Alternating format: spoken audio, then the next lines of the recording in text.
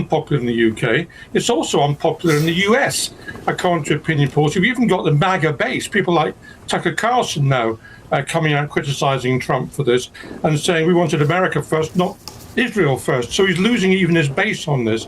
And the fact is that, let's look at it calmly. This is an illegal war under international law.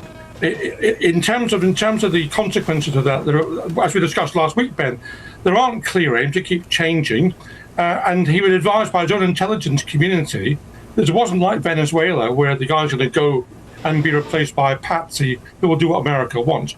Iran made it very clear over many years now what it would do if it was bombed, which is what it's doing now, which is extending the war horizontally and trying to minimize the impact in Iran while maximizing the impact on the US through the Strait of Hormuz being closed and on attacking energy resources across the Middle East. So what Iran's doing, reprehensible though it is simply what Iran said it would do. And in terms of our close allies, as we've been called, I don't actually think he's our close ally. I think President Trump is President Trump's ally, and that's as far as it goes. Look, what he's done is impose tariffs on the UK.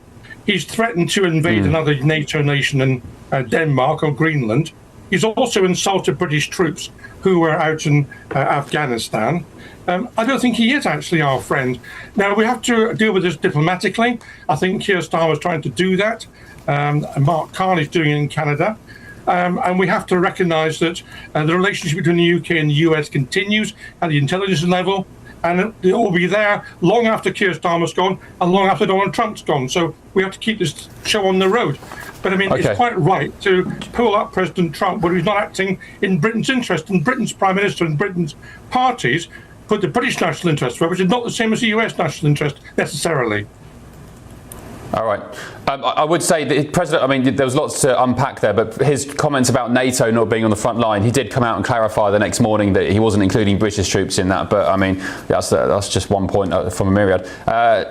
Norman Baker, thank you very much. Appreciate it. Just actually, Norman, before I let you go, very briefly, because we're squeezed for time, the Iranian people. So you come back. The Iranian people want this war. So whether you think it's illegal or not, the Iranian people took to the streets on their tens and thousands. They want this. So what do you say to that? No, I don't. I'm sorry, Ben. I don't agree. The Iranian people hate their regime, quite rightly, which has been massacring their own people. We're very glad to the back of it. But are you telling me that they want to be carpet bombed by the Americans? I don't think so. Well, when they called for help and intervention and President Trump said help is on the way, what do you think the Iranian protesters putting their lives on the line, dying, meant when they said come and help us? I think they'd been perfectly happy for their head of state, Khamenei, to be taken out, as he has been taken out. But that's very different. Well, he would have just been replaced as he has now. Very different from fire, fury and rage, which Hegseth has landed on the Iranian people, because the people who are suffering now are not the regime, they're still there. The people who are suffering now are the Iranian civilians, including all those girls, young girls, who were hit by a Tomahawk missile. Yeah, that was awful. It's still being investigated, but it looks like possibly it was America, but it's terrible. But I would just say the Iranian people, the civilians, were being killed en masse anyway. So, you're saying that people are dying now under bombs. They were dying under the Islamist despots who were throwing gays off buildings and oppressing women. So I think it's a lose-lose either way for the Iranian people. Norman, thanks very much. Appreciate you. Former Liberal Democrat Minister Norman Baker. Charlie Rowley's down the line. Charlie, what's your take on Sir Ed Davey? I did say the other week, I did a little piece at the start of my show a few weeks ago. I said, I don't know what the point of Ed Davey is, or the Lib Dems, because it was off the back of Labour U-turning on the local elections after Reform spent all their money in their wonga taking them to court, the government, and Labour U-turned. And then Ed Davey went on to X and said, took a victory lap pretty much, saying this is successful Lib Dem campaigning and we've held the government to account. No, you didn't. You didn't do anything. So what is the point of the Lib Dems, really? Well, first of all, Ben, I think that knitting has taken all of our eye. And we're not sure whether it's Ed Davey who knows how to do the knitting, but he certainly knows how to tie himself in knots. And after looking at all of those election campaign stunts that he pulled off, he's got us all in stitches. So put that to one side. But, if it wasn't, it would be hilarious if it wasn't so serious. And I just think it is an element of you're absolutely right. What does Ed Davey stand for? And to Louise's point, I think she's absolutely right. Ed Davey has got to try and find relevance.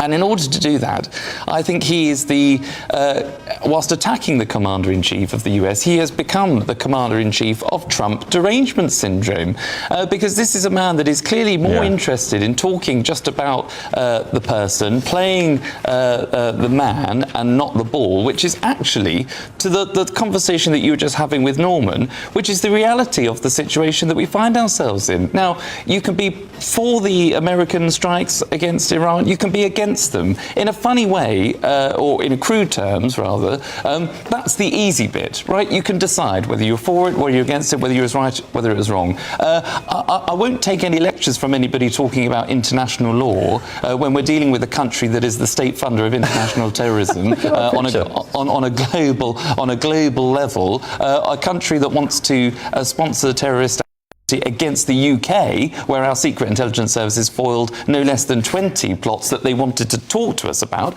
There would be many more than that they didn't want to disclose. So that's the first point. But also, I mean, you know, what Ed Davey should be doing as a serious, if he wants to be taken seriously, a leader of a major political party in the UK, it should be about the UK's response to all of it. Whether you agree with the strikes or not, they're happening. So what is the UK's response to that? How is it protecting UK nationals in the Middle East, in Cyprus? None of that seems to have materialised, by the way. That is where Keir Starmer should absolutely be attacked for, because, you know, there hasn't been any planning, there hasn't been any support for UK nationals, and that's where Ed Davey, as a political leader, should be holding the feet to the fire of the UK Prime Minister, not having this unhealthy obsession about Donald Trump.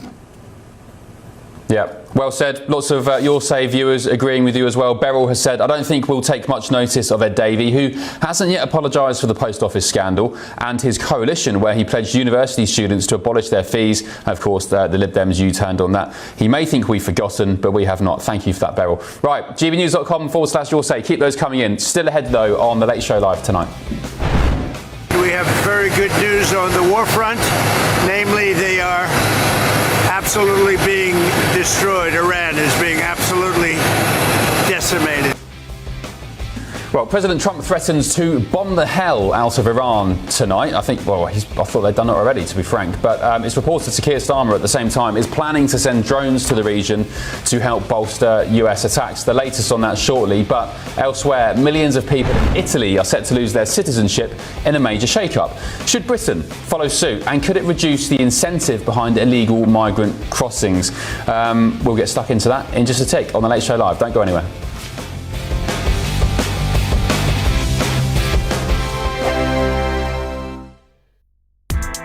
Join me, Nana Akwe, for an informative, interactive news programme with a difference. It's fun. No, he didn't say that, Dave. I'm so surprised. I think there's an element of truth to that. Join me from 3 p.m. every weekend, only on GB News, Britain's news channel. Hi, I'm Michelle Dewberry, and my show is your opportunity to cut through all the noise and dive in headfirst to some robust debates. Ideas clash. Situation, isn't it? Because the failure is you're deliberately avoiding my point. Nothing's held back. And if you think this is the end of it, wait for more. And we do not shy away from the difficult stuff. Sometimes I want to shake people and say, if only you understood. So join me on Jubes & Co. weeknights at 6 p.m. only on GB News.